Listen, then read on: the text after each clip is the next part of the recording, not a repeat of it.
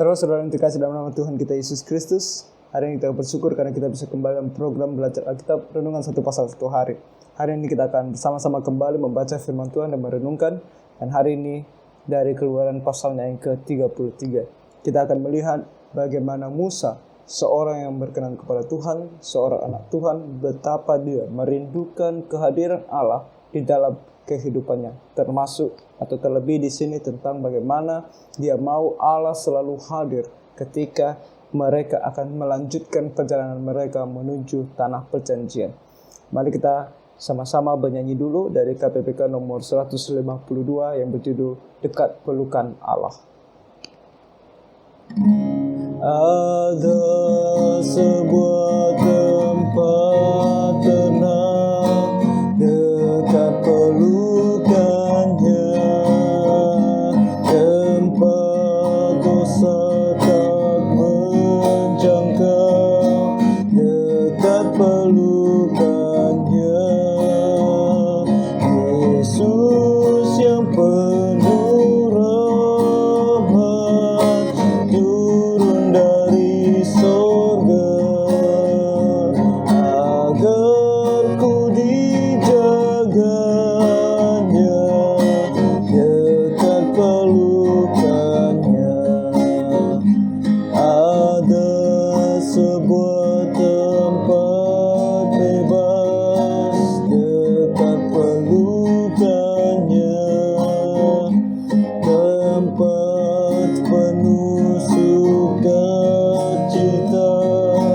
dekat pelukannya. Yesus yang penuh rahmat turun dari sorga agar ku dijaganya dekat pelukannya.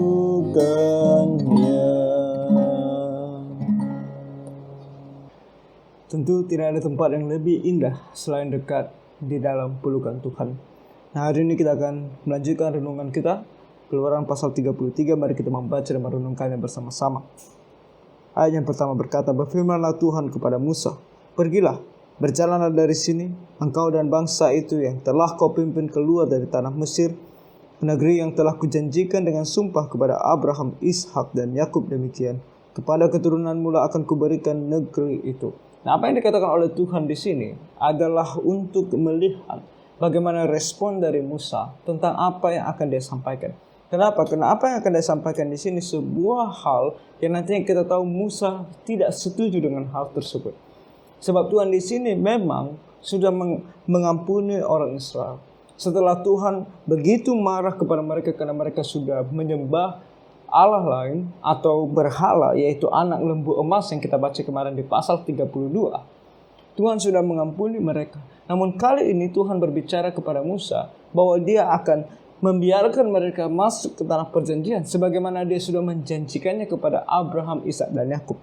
Namun di ayat 3 dikatakan, "Aku akan mengutus seorang malaikat berjalan di depanmu dan akan menghalau orang Kanaan, orang Amori, orang Het, orang Feris, orang Hewi dan orang Yebus. Semua orang di tanah perjanjian tersebut akan aku musnahkan sesuai dengan perjanjianku dengan Abraham, Ishak dan Yakub, sehingga anak-anaknya itu keturunannya bisa masuk ke dalam tanah tersebut dan menduduki tanah tersebut. Tapi aku hanya akan mengirimkan malaikatku di hadapan mereka. Aku akan memenuhi segala perjanjianku kepada Abraham, Ishak dan Yakub, dan malaikatku yang akan menolong mereka untuk memenuhi perjanjian tersebut." Ayat 3, "Yakni ke suatu negeri yang berlimpah-limpah susu dan madu, sebab aku tidak akan berjalan di tengah-tengahmu karena engkau ini bangsa yang tegar tengkuk, supaya aku jangan membinasakan engkau di jalan." Allah berkata, "Aku akan memimpin engkau melalui malaikatku, tetapi aku sendiri tidak akan berjalan bersama-sama dengan engkau. Aku akan memenuhi janjiku." Jadi di sini kita melihat bahwa Allah adalah Allah yang setia. Dia akan memenuhi segala janjinya kepada Abraham, Ishak dan Yakub. Namun kali ini dia berkata kepada Musa, "Aku tidak akan bersama-sama dengan mereka, tapi aku akan pastikan semuanya berjalan dengan baik dan benar sesuai dengan janjiku kepada Abraham." Oke. Nah, apa yang dikatakan oleh Tuhan di sini tidak salah. Dan apa nanti diminta oleh Musa adalah sebuah kerinduan yang harus kita miliki sebagai orang Kristen. Sebab di sini Tuhan berkata bahwa dia tidak akan bersama-sama dengan mereka. Nah, apa yang menjadi fokus di dalam kehidupan kita? Apa yang akan menjadi fokus dalam kehidupan Musa dan orang Israel? Kalau fokus mereka adalah untuk mendapatkan kebahagiaan di tanah perjanjian tersebut, maka ini akan diterima dengan mudahnya. Oh, Tuhan akan memenuhi janjinya. Tuhan akan membawa kita masuk ke tanah perjanjian dan membuat kita menjadi orang-orang yang berkecukupan secara materi, karena tanah tersebut adalah tanah yang penuh, yang berlimpah-limpah susu dan madunya. Oh, Tuhan memastikan semuanya ini berjalan dengan baik. Oh, ya, jadi kalau Tuhan tidak bersama dengan kita, ya tidak masalah. Yang penting semuanya berjalan dengan baik. Nah, saudara, apa yang terjadi dalam kehidupan kita juga hal yang sama. Apa yang menjadi fokus kita? Kalau yang menjadi fokus kita adalah hal materi, maka hal yang demikian juga akan kita katakan, oh boleh saja. Yang penting Tuhan memberkati aku dengan kesehatan, Tuhan memberkati aku dengan banyak uang, dengan kekayaan. Mau ada Tuhan, mau tidak ada Tuhan. Mau Tuhan bersama dengan aku atau tidak, itu tidak masalah. Yang penting Tuhan memberikan aku segala kebahagiaan yang aku miliki, yang aku inginkan. Ini bukanlah sikap orang Kristen yang sejati. Nah, kita akan melihat sikap seorang Kristen yang sejati. Di ayat 4 dikatakan, ketika bangsa itu mendengar ancaman yang mengerikan ini. Lihat bagaimana firman Tuhan mengatakan kepada kita, ini bukan sesuatu yang baik, saudara. Kelihatannya baik kalau kita fokusnya kepada dunia, kalau kita fokusnya kepada materi. Sayangnya ajaran kekristenan sekarang sudah dipenuhi dengan ajaran seperti ini, yang berfokus kepada kita, kepada hidup kita di dalam dunia ini terhadap materi. Makanya ini disebut sebagai Injil kemakmuran, di mana yang menjadi fokusnya adalah kita hidup bahagia di dalam dunia yang fana ini dengan segala keduniawian yang bisa kita nikmati. Tapi bagi orang Israel dikatakan di sini bahwa ini adalah ancaman yang mengerikan. Ancaman yang mengerikan adalah ancaman ketika Allah tidak mau bersama dengan mereka. Berkabunglah mereka dan seorang pun tidak ada yang memakai perhiasannya. Karena memakai perhiasan adalah tanda sukacita. Jadi mereka semua berkabung. Mereka menangis. Mereka duduk dan meratapi segala kesalahan dan dosa mereka di hadapan Tuhan. Dan betapa mereka berkabung, Tuhan tidak akan berjalan bersama-sama dengan mereka. Ayat 5 berfirmanlah Tuhan kepada Musa, katakanlah kepada orang Israel, kamu ini bangsa yang tegar tengkuk. Tegar tengkuk, aku sudah berulang-ulang menunjukkan kuasaku kepadamu. Aku sudah berulang-ulang berbicara kepadamu secara langsung, tetapi engkau masih saja menyembah berhala. Itu namanya tegar tengkuk. Sudah ditegur berapa kali tapi tidak mau mendengar. Jika aku berjalan di tengah-tengahmu sesaat pun, tentulah aku akan membinasakan kamu. Oleh sebab itu tanggalkanlah perhiasanmu, maka aku akan melihat apa yang akan kulakukan kepadamu. Tuhan berkata, tapi aku akan melihat dulu bagaimana engkau berkabung di hadapanku. Sungguh-sungguhkah engkau mau bertobat dan meratapi segala dosamu. Ayat 8, demikianlah orang Israel tidak memakai perhiasan-perhiasan lagi sejak dari gunung Horeb. Mulai dari saat itu mereka tidak lagi berada dalam posisi di mana mereka bersuka cita tentang hal-hal duniawi lagi. Segala perhiasan tersebut hanya adalah simbol sukacita mereka untuk hal-hal duniawi. Dan kali ini mereka mau berubah mulai daripada gunung Horeb atau gunung Sinai. Mereka tidak lagi menggunakannya. Mereka tidak mau lagi ada di hadapan Tuhan untuk menyatakan betapa mereka berbahagia dan bersuka cita, karena fokus mereka adalah hal-hal duniawi. Ayat 7, sesudah itu Musa mengambil kemah dan membentangkannya di luar perkemahan, jauh dari perkemahan, dan menamainya kemah pertemuan. Di sana adalah kemah pertemuan di mana orang Israel akan menyembah Tuhan. Setiap orang yang mencari Tuhan, keluarlah ia pergi ke kemah pertemuan yang di luar perkemahan. Apabila Musa keluar pergi ke kemah itu, bangunlah seluruh bangsa itu dan berdirilah mereka masing-masing di pintu kemahnya, dan mereka mengikuti Musa dengan matanya sampai ia masuk ke dalam kemah. Nah, kalau mereka mau beribadah kepada Tuhan, mereka datang ke kemah tersebut. Tapi ketika Musa yang pergi ke kemah tersebut, mereka berdiri melihat Musa sampai dia masuk ke dalam kemah tersebut. Karena mereka tahu apa yang akan terjadi. Musa adalah hamba Allah yang sangat luar biasa dipakai oleh Tuhan, dan sangat spesial dan sangat khusus. Ketika dia masuk ke dalam kemah tersebut, kita membaca di sini di ayat 9. Apabila Musa masuk ke dalam kemah itu, turunlah tiang awan dan berhenti di pintu kemah, dan berbicaralah Tuhan dengan Musa di sana. Tuhan langsung berbicara dengan Musa di sana melalui tiang awan. Nah, dikatakan di sini, setelah seluruh bangsa itu melihat bahwa tiang awan berhenti di pintu kemah, maka mereka bangun dan sujud menyembah masing-masing di pintu kemahnya. Mereka menyadari akan kehadiran Allah di pintu kemah tersebut, dan mereka datang dan sujud menyembah kepadanya. Saudara, bagaimana kita memandang kehadiran Allah di dalam gereja saat ini? Betapa mirisnya ketika kita mengatakan bahwa Allah hadir di tengah-tengah kita, apa yang kita lakukan? Kita tidak menghormati Dia. Kita meloncat-loncat di hadapannya. Kalau boleh kita memegang Dia dan menurunkan Dia ke langit, ke bumi ini. Betapa kurang ajarnya kita di hadapan Tuhan. Lihat orang Israel, ketika mereka melihat atau menyadari kehadiran Allah, mereka sujud menyembah kepadanya. Oleh karena itu, ibadah yang benar adalah selalu ibadah yang penuh dengan khidmat. Karena itu adalah ibadah yang menunjukkan rasa hormat dan takut kepada Allah. Kita adalah anak-anak Tuhan memang. Kita ini adalah sahabat-sahabat Tuhan. Tuhan berkata bahwa kita ini sahabatnya. Tetapi tidak melepas fakta bahwa Allah adalah Allah. Dia adalah sang pencipta kita.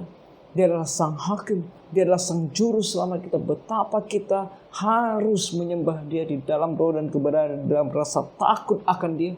Di dalam rasa hormat kepada Dia. Nah, orang Islam menunjukkannya di sini. Mereka secara literal sujud menyembah. Dan ayat 11. Dan Tuhan berbicara kepada Musa dengan berhadapan muka seperti seorang berbicara kepada temannya. Kemudian kembalilah ia ke perkemahan. Di sini Tuhan menunjukkan kembali betapa spesialnya Musa. Tuhan berbicara langsung kepada Musa, muka dengan muka. Ini adalah Musa. Dan Tuhan pakai begitu luar biasa. Tidak ada lagi nabi seperti Musa. Tetapi abdinya Yosua bin Nun, seorang yang masih muda, tidaklah meninggalkan kemah itu. Jadi ketika nanti Musa kembali ke perkemahan, Yosua tetap di sana. Sebagai mungkin dia menjaga di sana, di dalam perkemahan tersebut. Ayat 12. Lalu berkatalah Musa kepada Tuhan, memang engkau berfirman kepadaku, suruhlah bangsa ini berangkat, tetapi engkau tidak memberitahukan kepadaku siapa yang akan kau utus bersama-sama dengan aku. Engkau memang berkata bahwa kami harus berangkat, tapi engkau tidak mengatakan siapa yang engkau utus. Engkau berkata malaikatmu. Siapa malaikatmu itu? Oke. Namun demikian engkau berfirman, aku mengenal namamu dan juga engkau mendapat kasih karunia di hadapanku. Tuhan, engkau berkata bahwa engkau mengenal aku.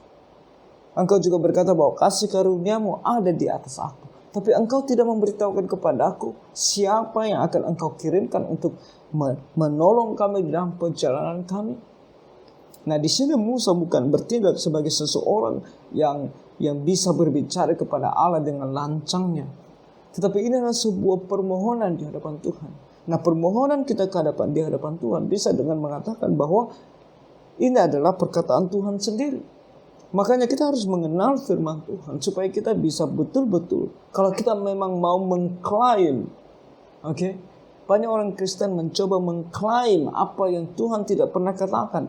Tapi kita memang bisa mengklaim apa yang memang Tuhan katakan.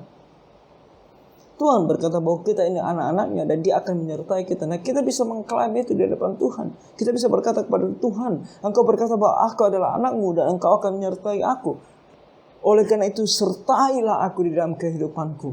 Tuhan akan dengan senang hati melakukannya. Tetapi kalau kamu mengklaim apa yang tidak ada dalam firman Tuhan, yang tidak pernah dikatakan oleh Tuhan kepada kamu di dalam firman-Nya, maka klaimmu itu tidak benar. Kembali di awal pandemi ini, banyak sekali klaim orang Kristen yang memalukan karena tidak benar. Mereka mengklaim bahwa corona tidak masuk ke Indonesia, akhirnya masuk juga. Mereka mengklaim orang Kristen tidak kena corona, dan begitu banyak orang Kristen mati oleh kena corona.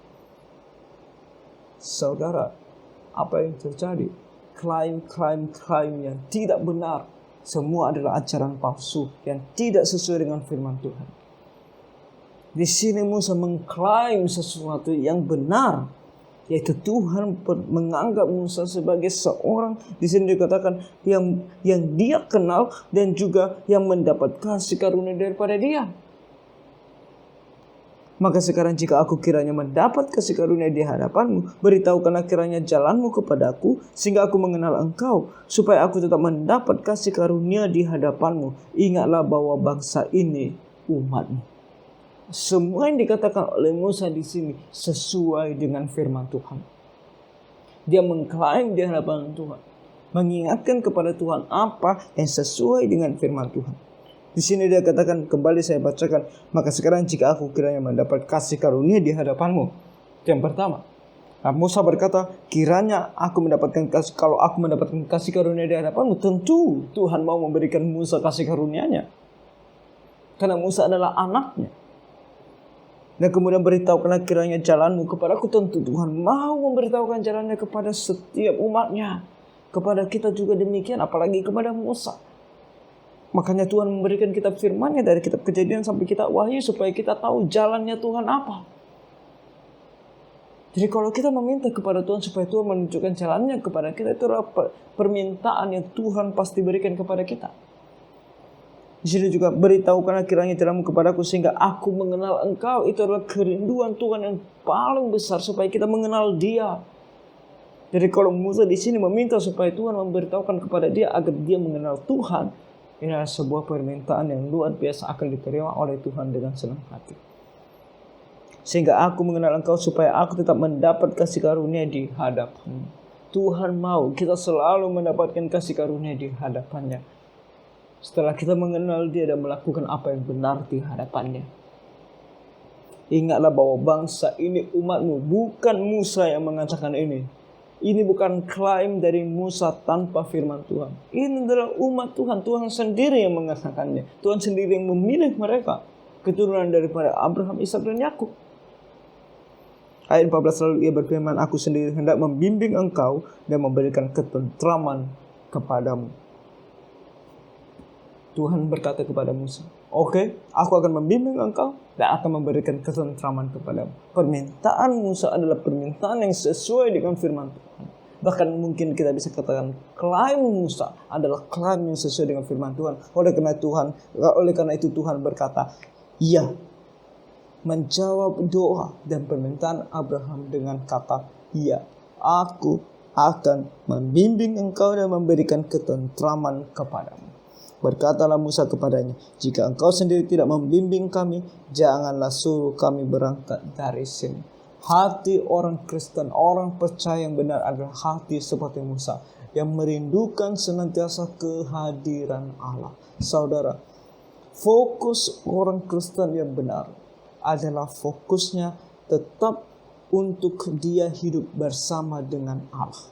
Tentang apakah dia akan mendapatkan ketentraman atau sukacita secara materi, apakah dia akan hidup bahagia di dalam dunia ini, itu bukan menjadi persoalan yang paling membuat dia mau dekat kepada Tuhan. Tetapi fakta bahwa dia dekat kepada Tuhan dan Tuhan dekat kepada dia, itulah yang paling penting. Apapun keadaannya tidak masalah. Itulah orang Kristen yang sejati.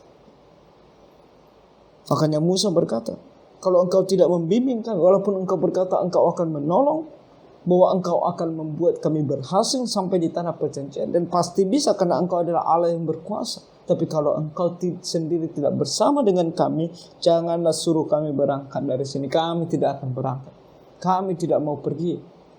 Ayat 16, dari manakah gerangan akan diketahui bahwa aku telah mendapat kasih karunia di hadapanmu, yakni aku dengan umatmu ini? Bukankah karena engkau berjalan bersama-sama dengan kami, sehingga kami, aku dengan umatmu ini, dibedakan dari segala bangsa yang ada di muka bumi ini? Jelas sekali, saudara, kalau kita memang mencari bukti bahwa kita ini orang Kristen dari materi yang kita miliki, maka kita tidak ada bedanya dengan orang non-Kristen. Makanya yang namanya Injil kemakmuran adalah ajaran palsu.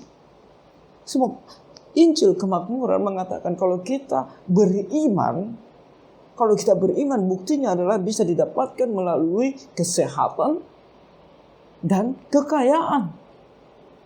Kalau kita belum sehat dan kita belum kaya, berarti kita belum memiliki iman. Jadi iman kita diukur dan dibuktikan melalui kesehatan dan kekayaan. Tetapi di sini Musa berbicara sebaliknya. Meskipun keberhasilan yang akan kami dapatkan di hadapan kami, itu tidak akan membedakan kami dengan bangsa lain. Karena bangsa lain pun bisa menang berperang tanpa Tuhan. Orang non-Kristen pun bisa kaya raya dan sehat tanpa Tuhan. Apa bedanya mereka dengan kami? Apa bedanya kami dengan mereka? Yang menjadi pembeda antara orang Kristen dengan orang lain adalah Injil yang benar, yaitu Injil yang menyatakan bahwa Tuhan akan bersama-sama dengan kita di dalam segala fase kehidupan kita, baik itu di atas maupun di bawah. Itulah yang membedakan kita dengan orang non-Kristen. Jadi kalau ada di antara kita yang percaya kepada Tuhan Yesus hanya karena Injil kemakmuran, bertobatlah. Berarti kamu belum menjadi orang Kristen yang benar. Karena kalau kamu bukan menjadi orang Kristen yang benar, kamu tidak mendapatkan keselamatan hidup kekal bersama dengan Tuhan di sorga. Karena fokusmu bukan hidup bersama dengan Tuhan, tapi fokusmu bagaimana menikmati dunia ini.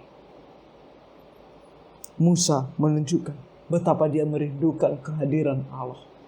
Dia tidak begitu mementingkan tentang apakah dia akan menang atau tidak, apakah dia sampai ke tanah perjanjian atau tidak. Yang dia paling pentingkan adalah kehadiran Allah di tengah-tengah mereka. Berfirmanlah Tuhan kepada Musa, juga hal yang telah kau katakan ini akan kulakukan, karena engkau telah mendapat kasih karunia di hadapanku, dan aku mengenal engkau. Aku mengenal engkau, artinya aku tahu engkau sungguh-sungguh meminta kehadiranku di tengah-tengahmu, di antara kalian umatku. Engkau adalah orang yang betul-betul telah bertobat. Saudara, kalau kita memang betul-betul sudah percaya kepada Tuhan Yesus dan bertobat, maka kita akan merindukan kehadiran Allah, dan Tuhan pasti mau hadir di dalam hidup kita.